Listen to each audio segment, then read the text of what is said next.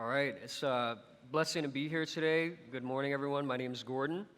I don't know, it's been a couple of months, maybe a little longer since I've had a chance to share here. Just want to give a brief introduction about myself. My name's Gordon. I'm a Seattle native. I think when I first started coming to this church, a lot of people thought I was from California because I dated Rochelle and she was in California. But I was raised in Beacon Hill, been here pretty much my whole life. I do music, specifically a genre called jazz hop. It's like a jazzy version of hip hop. That's kind of my passion. That's the music that I create.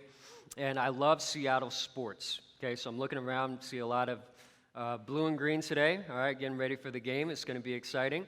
But more importantly, I love Jesus, and that's what my identity is truly based on. If you haven't been here for the past couple of months or weeks, we've actually been covering the book of James. I think James is a super interesting book. The last time we studied a few books, it was the book of 1st and 2nd Corinthians, and the context is a little bit different. So Paul initially wrote these letters to a church of Corinth, and he wrote out specific things that church was dealing with at the time. I think James is interesting because James is actually a collection of wisdom from James that is meant to be shared for anyone. So our generation, the next generation, the previous generation, whatever it might be. And James talks a lot about kind of daily living things, which ties into our series. What I love about James, he pulls no punches. He goes hard. So if you haven't been here for the past couple of weeks, we've talked about topics such as showing favoritism or loving those that only love you in return. We've talked about what it looks like to not reconcile with conflict. We talk about faith without works is dead.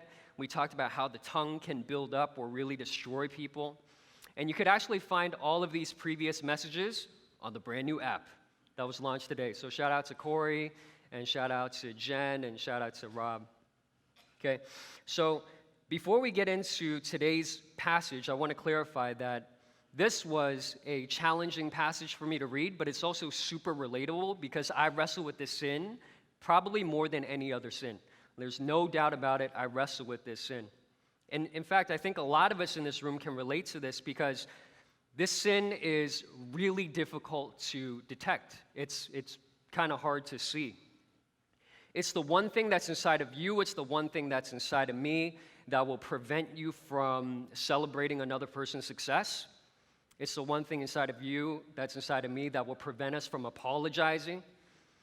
It's the thing that will keep us arguing a point even though we know we've lost the argument, but we just want to keep arguing for the sake of arguing. It's the one thing that will prevent us from admitting weakness and asking for help. It's the thing that causes us to have the final word. It's also the thing that will cause us to buy things to impress other people who don't even know or care about you.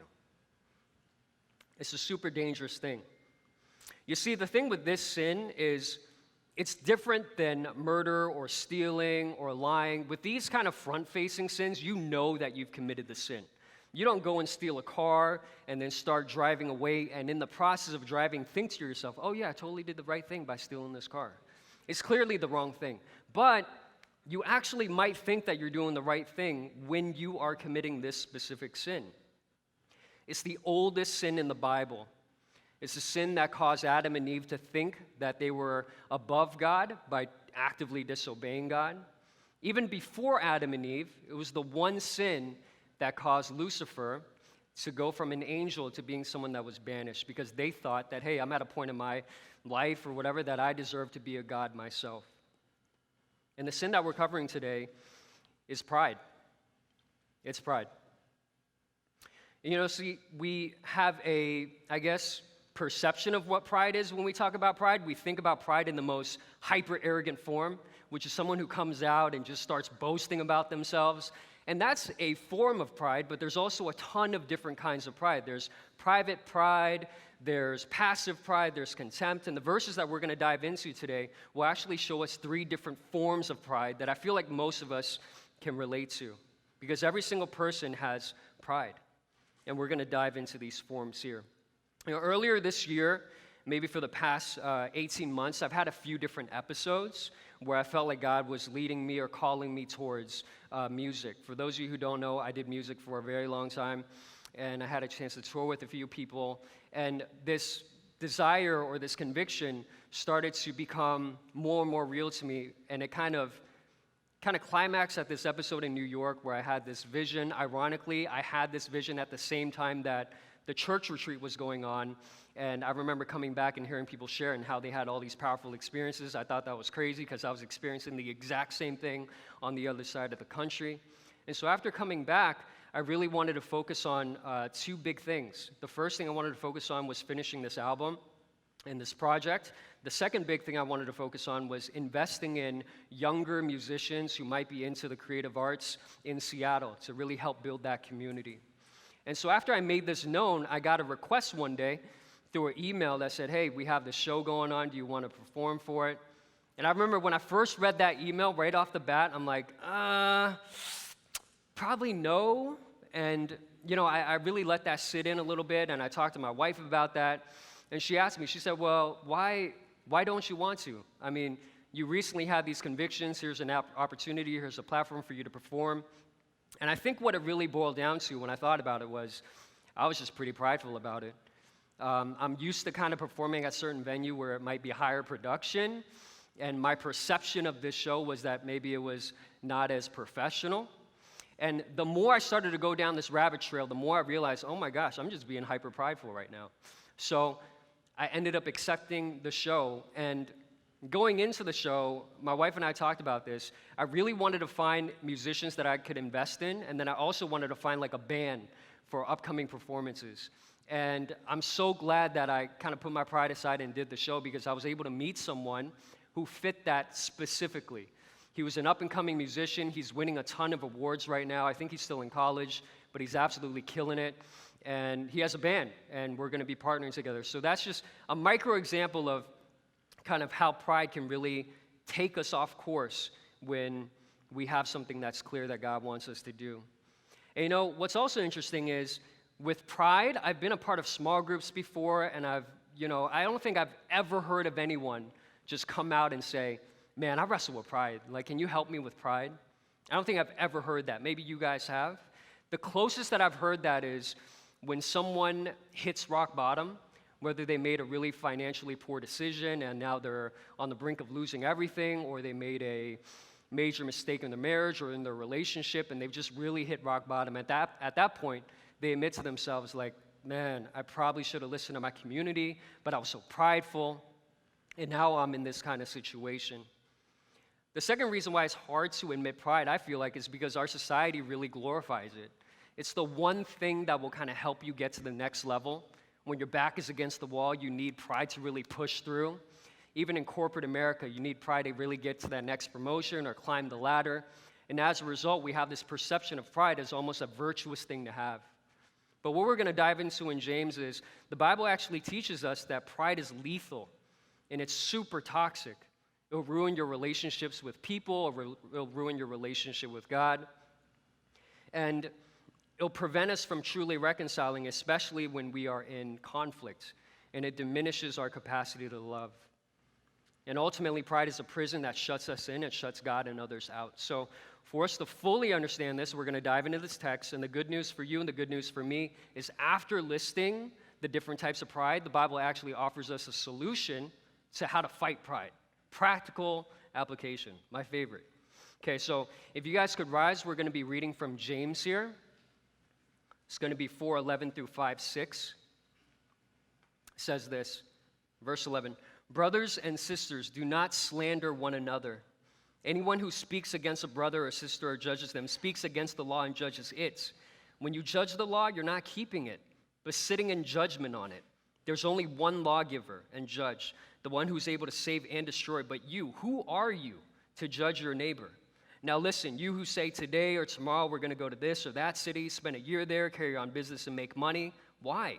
You do not even know what will happen tomorrow. What is your life? You are a mist that appears for a little while and then vanishes. Instead, you ought to say, if it is the Lord's will, we will live to do this or that. As it is, you boast in your arrogant schemes, and all such boasting is evil. If anyone then knows the good that they ought to do and doesn't do it, it is sin for them." 5:1. "Now listen, you rich people, weep and wail because of the misery that is coming to you. Your wealth has rotted, and moths have eaten your clothes. Your gold and silver are corroded. Their corrosion will testify against you and eat your flesh like fire. You have hoarded wealth in the last days. Look, the wages you failed to pay the workers who mow your fields are crying out against you. The cries of the harvesters have reached the ears of the Lord Almighty, and you lived on earth in luxury and self-indulgence. You have fattened yourselves in the day of slaughter. You have condemned and murdered the innocent one who is not opposing you. Okay, we can have a seat here. Okay, we're going to dissect this. That was a lot of text, but I promise it lists 3 different types of pride. The first one that we're going to look over here is what I like to call private pride. And it's really highlighted in verse 11 and 12. I'll just read it briefly. Brothers and sisters, do not slander one another. Anyone who speaks against a brother or sister or judges them speaks against the law and judges it. When you judge the law, you're not keeping it, but sitting in judgment on it. There's only one lawgiver and judge, the one who's able to save and destroy, but you, who are you to judge your neighbor? So the first type of private pride, it really finds itself in slander, in speaking evil towards someone else. It's called gossip, okay? Who knows what gossip is in this room? Maybe, okay, I guess everyone's super holy here. But, gossip is something that I could relate to. I actually came across gossip when I was pretty young, okay? Again, I did not grow up in a Christian family. I remember every time that we would go on a trip or we would visit someone, when we're leaving and we're in the car, I don't know who can relate to this, I'm sitting in the back seat, I'm either reading a comic or playing Game Boy, and every single time we would leave somewhere, my mom would start talking about the person we just met, or the restaurant we just went to, or the school that we went to. And my dad, he's not much of a talker, so he just really sat there and listened. God bless my dad. I don't know how much gossip he's listened to throughout the years. But my mom would just immediately, right when the door shuts, ignition comes on, driving, boom, it's over. There's just tons and tons of gossip. And so as a kid, I'm ingesting this. I don't really know what gossip is, but as I'm listening, I'm starting to form a narrative about the person that we just met with, or the restaurant that we just went to, or the place that we just visited. And it started to make me see that person or that place in a negative light. And so how does gossip relate to pride? I think it's pretty straightforward. A few questions to ask is this: is what you're saying about the person hurting them? Is what you're saying about someone behind closed doors uplifting them? Or are you really raising your own self-value in the process of diminishing that person, okay? Because if you're saying that you're better than that person, then that's really pride in the form of gossip. Or maybe you're in conflict with someone. Maybe you're beefing with someone, you guys don't see eye to eye, and instead of addressing them directly, you go ahead and you talk to someone else about the conflict, and you pass it off as, I'm venting, but all you're really doing is speaking super negatively about the person instead of contacting them directly. Or maybe you're in a position where you did reconcile with this person, or at least had a face-to-face conversation, and they've tried to apologize to you over and over, but you just like the idea of having leverage, and you like the idea of having them come back to you and apologize, so you withhold forgiveness from them. That is also super prideful. That is a form of pride. And so James here, he's saying that what you're doing, you're not just speaking bad towards someone, you're speaking bad against the law. And when you're speaking bad against the law, you're going from being a doer of the law to being someone who judges the law. So in other words, you're saying that you're on the same level as God. So if you're raising your own self-value at the expense of diminishing someone else, calling them stupid, calling them an idiot, you're essentially saying you're not an idiot, you're not stupid, you're above them. And as a result, that raises your own ego. That is pride. The second type of pride here that's described is in verse 13 and 14. It says, now listen, you who say today or tomorrow we're going to go to this or that city, spend a year there, carry on business and make money. You don't even know what's going to happen tomorrow. Okay, now there's a lot to unpack on this one, but I like to see this as essentially a public form of pride. Okay, we have the private pride where you kind of close the door and you talk about that person. Public pride is really just, hey, I'm going to go and open a business there. I'm going to go over there. I'm going to travel to this place. Here are my plans completely laid out. And the pride part of it is God isn't even involved in your process. There's no checks and balance. You're not even talking to your community about this. You're just saying, hey, I'm doing this, so that's going to be that. And God isn't even involved at all. Because, when it comes to planning, I feel like there's two different types of people. The first type of people are super regimented. You guys know exactly what's going to happen tomorrow, hour by hour by hour. You might have even built in buffer times for transportation. You're going to get there early. You know exactly what the unknowns are, what the risks are. You're always on time. You just have everything planned out. The second type of person is maybe a little bit more free-spirited. You have a general idea of what's going to happen tomorrow, but you might not break it down to hour by hour. You're still going to show up on time. You're still going to meet with someone. But those are the two different types of planners, right? And the Bible tells us here that you can plan whatever you want, but we're not even in control of our future. The Bible says we don't know what's going to happen tomorrow, which is facts, but we don't even know what's going to happen today. We don't even know what's going to happen in the next hour, okay? I have a general idea of what I'm going to be doing today. After today, after we spend time with our community, my wife and I are probably going to go grab a bite. After we grab a bite, we're probably going to go and catch the Seahawks game versus the Ravens. Going to throw for like 400 yards, win by like 30 points. You know what I mean? You could tell I'm an optimist, okay? After the game, our friends are probably going to come over and watch it with us. After that, we're probably going to do some laundry, going to do some chores. After chores, probably going to grab a quick bite for dinner. Then we're going to try to squeeze in a quick workout. I'm going to call my grandmother, talk for a little bit. We're going to get settled down. And then, before we go to sleep, we're probably going to watch a show together, okay? That's a general idea of what's going to happen. But in reality, I don't even know what's going to happen in the next hour. I don't even know if those plans are going to happen. I don't know if I'm going to make it to the game. I don't know if my friends are going to come over for the game. Because we live in a day and age now where literally our entire lives can change if we get one unexpected bad phone call. That can completely derail our entire plan because we're not in control of that. And so what James is saying here is that we don't know what's going to happen tomorrow. We can make our plans, but if God's not included in that, that's pride. Because we are just a mist that appears for a little while and then vanish. So I'm not even talking about like a morning fog that rolls in and stays for a little bit. I'm talking about the base of Snoqualmie Falls, a tiny little mist that kind of flies by, and that's really our life. We're really here, and then we're not, just in a blink of an eye. And so instead, we ought to say, if it is the Lord's will, we will do this or that. Now, I want to clarify here, there's nothing wrong with making plans. I think there's a tremendous sense of maturity. I think there's a lot of value, a lot of discipline in making plans. The real deal breaker is, are you including God in that? Is there any wiggle room for that? Are you able to shift and pivot? I think one principle that was passed off to me when I was in college, when I was younger, that I still practice to this day, I call it signing a one-year contract.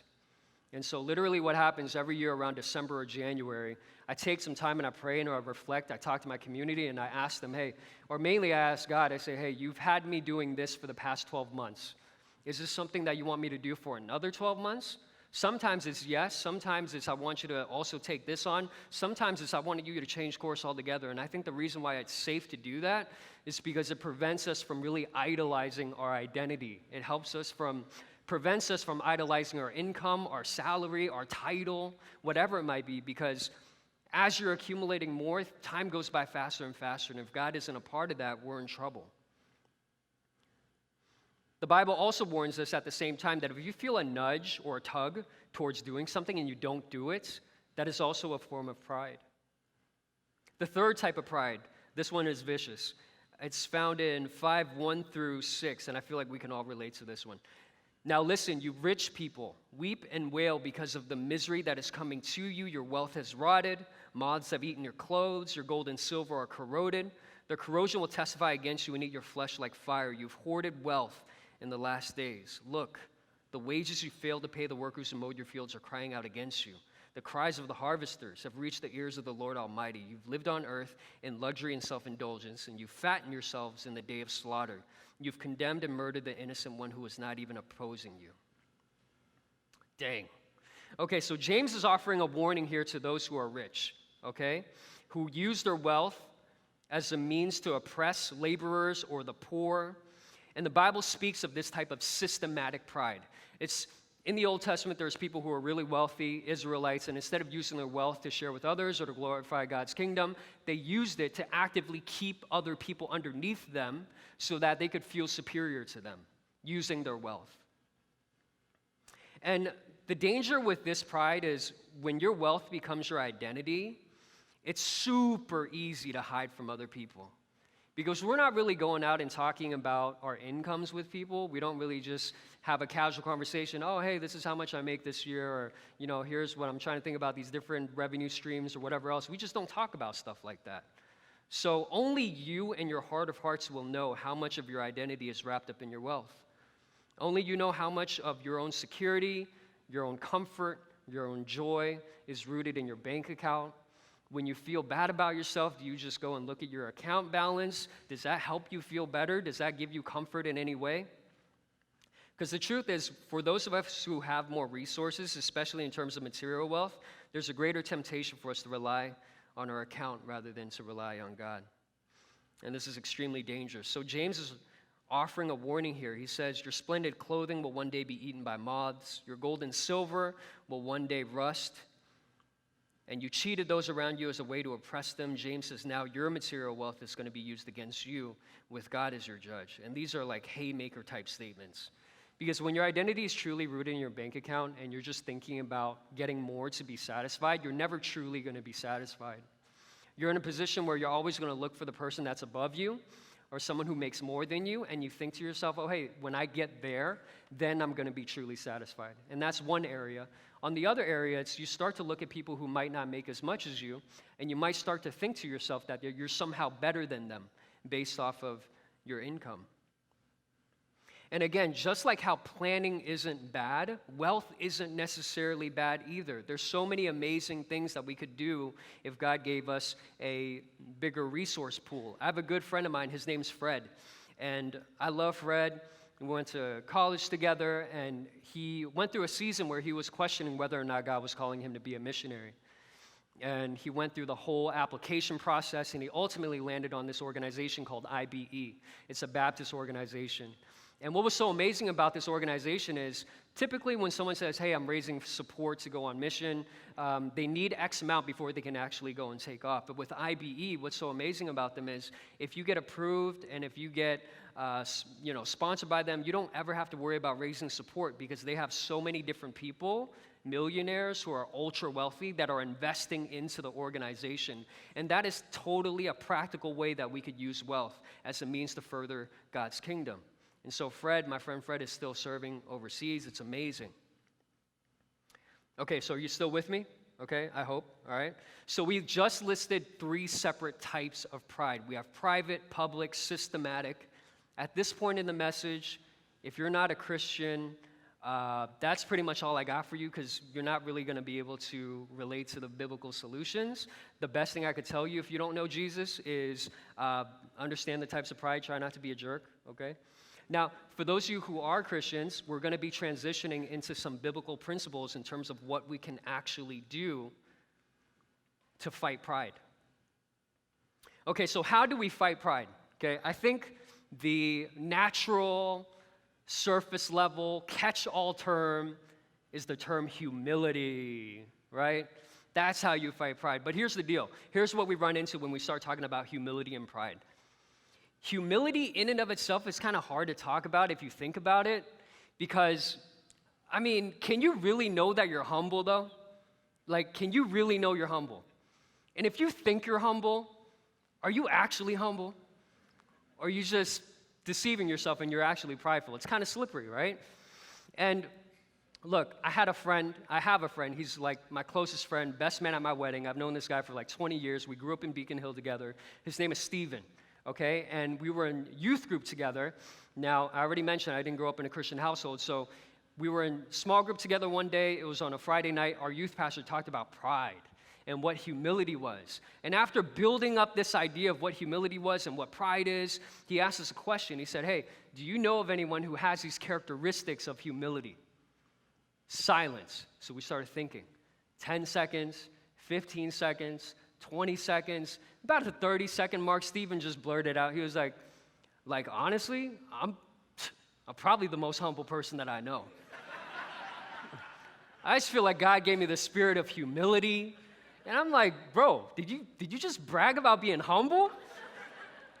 Did you just brag about humility? Because look, it's slippery, right? In the process of pursuing humility, Are we truly pursuing humility? Or are we pursuing the perception of humility so that other people will think that we're humble, which is actually pride, masked in humility? It can get super slippery, right? And on the other hand, you might know people who are just extremely arrogant. They don't even make any bones about it. They don't even try to make it subtle. They're just arrogant. And in their minds, they might think to themselves, oh yeah, I'm just really good at what I do, so I'm just going to continue to do this. How do you deal with people like that? Because most people think they're decently humble. So the first way that we can fight humility is this. It's through understanding and acknowledging our weaknesses. Okay, this is something that you can actively practice. I think it's always important to have someone in our lives that are not afraid. They're not afraid to be blunt, and they're not afraid to be honest. And you know that even if they say something super, harsh, that is coming from a place of love because you have a built-in relationship with them. You know that they love you, okay? And you can ask them, like, hey, what types of pride do you see in my life? Like, just be honest with me. Be 100% with me. I'm not going to get upset. I just need to really check myself. Another thing you could ask when you pray to God is, God, like, can you reveal to me what types of pride are having a foothold in my life? How can I fight this? Because we need honest and blunt people. And we need to be open enough to even ask about pride in our lives as a step towards humility. When Rochelle and I first started dating, we didn't get into that much conflict. Maybe about the half-year mark, we started getting some conflict. And one thing that was really weird, and I wasn't really used to, was we would have conflict. And maybe like right after the conflict, she would apologize. And for me, it was super weird because I'm still trying to soak in the injustice of this argument. Especially if I was wronged, I'm still trying to be like, ooh, you shouldn't have said that. But she already got to the point of apologizing, okay? And I'm not talking about, oh, I'm just apologizing on the road to reconciliation. Let me go ahead and check the box. Okay, yeah, I'm sorry. No, it was a genuine apology, even though she was at fault. Well, yeah, at the times when she was at fault, but most of our arguments, I was at fault. So, with that being said, I just remember the first time she apologized, just out the blue, I was like, oh my gosh, I am prideful. Because I'm not even thinking about that yet, and she's already there. And I remember that really humbled me, and it taught me that I should be a little bit more open to my own weaknesses. Because like we've mentioned in the beginning, pride is that one sin that is like super easy to see in other people. You see someone display pride, you're like, oh man, that person's so prideful. But then when you try to do the same thing when you look in the mirror, it is extremely difficult because we can't see that we are prideful. It's really hard. And so one active step is to be honest about your own weaknesses. The second solution to pursue humility is to have an eagerness to learn and to stay curious, okay? Because really, if you think about it, what is an eagerness to learn? When you boil that down, that really just means that you don't know something. And you have a desire to learn what that is, which means you admit that you're not the greatest at everything in the world, that this is a medicine against pride. You're willing to learn. Because I think the danger as we get older, especially when it comes to spiritual things, is we have a tendency to get locked in and think that, oh, I've been a Christian for 10 years. I have to have X amount of wisdom that I need to pass off to the younger generation. So I'm not even going to try to learn anymore. If this gets brought up, I'm just going to assume that I know it, okay? Which is super dangerous. So an act of humility is just being open. Like, are you open to what the Spirit's trying to teach you? Are you open to things that you don't know about, okay? It's like, do you ever find yourself wanting to throw in your 2 cents at everything? Or do you know someone who just always has to say something, even when there's an expert in the room, and they just feel like, oh yeah, I totally know this. I'm gonna say that. It's like going to watch a magic show, right? If you have friends, or maybe you're that friend, and you guys are sitting there, you guys bought tickets to watch this magic show, and in the middle of the show, or maybe throughout the entire show, you have that one friend that's like, there's a rabbit under that table. Yeah, they're totally hiding a card up their sleeve, you know? And when the table's revealed and there's no rabbit, there's like, oh, there was a rabbit, but they totally pulled an audible. You know, they just switched it up. And you're like, dude, can you just watch the show? Like, you don't have to pretend like you know exactly how this is going on. But this is the type of arrogance that we're talking about, right? And I think displaying a curiosity and admitting that, hey, I don't know this, but this person does, this is an act of humility, and this is something that we can actively practice. It's okay to not know something. The third solution is to love and acknowledge the strength of other people, okay? You really want to fight pride, you want to counter pride, you got to learn to encourage those who are gifted, especially in our own community. Because the body is made up of so many different types of giftings and talents, you don't have every single one of them. And when we're going out and loving and encouraging people, especially with someone who might have similar giftings than you, to me, that's a true act of humility, okay? 100% honest, Cornerstone is full of encouraging people. I debated whether or not I even wanted to share this story because I feel like it's opening Pandora's box, because a ton of encouraging people might be like, oh, well, why didn't you mention me? Okay, but when I was writing this message, seriously, there's two examples that came to mind. I remember one time, Pastor Joe gave me a really difficult topic to talk about, and right afterwards, I remember Andy went out of his way, navigate through all the people, to come up to me just to share an encouraging word. And I remember in that moment, I felt really encouraged because he didn't have to do that. And he also understands the difficulty it is to put together a message, and I just remember feeling really encouraged by that. I was like, wow, that's a true act of humility. Another example, and this is every single time, I'm sure it's not just for me, but Karen goes out of her way to message and encourage people before they speak, just to say, hey, I've been praying for you this week. May God really use you in a mighty way. And to me, that's love and encouragement, and that's a true act of humility, right? Because when we're uplifting others, we're essentially admitting that we don't have every single gift under the sun, because no one is really great at everything. Why is this hard if you're prideful?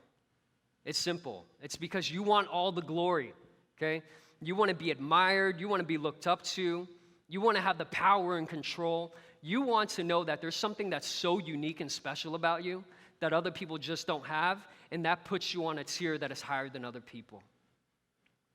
And that's super dangerous. So when we put other people before us, we can actively fight pride. And it's important to be aware of these things. Because when our heart is full of pride, we've essentially lost the ability to overlook someone's shortcomings. When our heart is completely full of pride, we think that we're above everyone else. And when our heart is full of pride, it dilutes our relationship with God. And pride makes it hard for us to have a thriving, loving, lasting relationship with God. And that's something we need to actively fight. Okay? So at this time, I'd like to call up the music team as we get ready to conclude the message. I just want to close with this. When you obey God's calling actively, another layer of pride falls off, because we get to experience God with a humble heart. And I want to make it 100% clear that God opposes the proud. It's been mentioned in the Bible so many times that God opposes the proud, but he gives grace to the humble. And isn't it true that Christ performed the most humble act of all by dying for our sins and giving us a relationship with God directly? And that's something that we should definitely continue to try to follow, is Christ's humility. So this is real. I mean, let's be diligent about fighting pride. Let's continue to move forward as a community. Let's encourage one another. Let's continue to be open and honest about our weaknesses. Let's have a willingness and desire to learn and to stay hungry. And ultimately, let's continue to love and encourage other people. Okay? So if you guys could all stand, I'm going to close this off in prayer, and then we're going to transition to worship. Father, we praise you for your love. We praise you for your patience and kindness towards us, even though we know we don't deserve it because we're so sinful and prideful. And sometimes we think that, this entire life is about us. But we're grateful that you've taught us through people in the Bible and also through the book of James on what it looks like to have humility and how dangerous pride is. And I pray that we would continue to be open and honest with ourselves in terms of what areas we need to work through when it comes to pride, because it can really just ruin our relationships and it can be so toxic. And so help us to be aware of that and help us to have the humility to fight this actively. We love you. Thank you for loving us even though we're so broken. Continue to guide us, Father. We love you. Pray all these in Jesus' name. Amen.